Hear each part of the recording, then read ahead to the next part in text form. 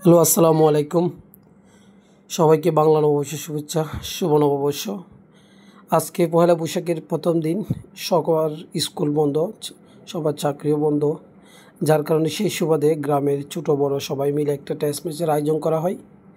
তারা আমাকে গতকাল রাতে ফোনে বলে যে ভাই, একটা ক্রিকেট ম্যাচ চলবে, আপনি বসে থাকতে পারবেন কি না। আমি তো নাচরবান্দা, ক্রিকেট যে প্রান্তে হোক আমি চলে যাওয়ার চেষ্টা করি।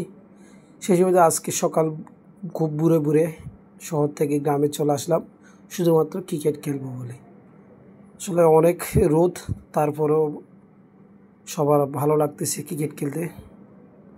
আসলে একটা সময় এই ক্রিকেটের জন্য অনেক বকা শুনছি পরিবারের সবার কাছ থেকে, বাট সে ক্রিকেটটা এখন পর্যন্ত ছাড়তে পারেনি।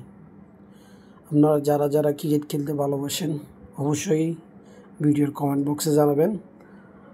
আর আমার ভিডিওটা ভালো লাগলে অবশ্যই লাইক, কমেন্ট এবং শেয়ার করবেন। এই নতুন নতুন যাতে ভিডিও আমাদের সামনে তুলে ধরতে পারি।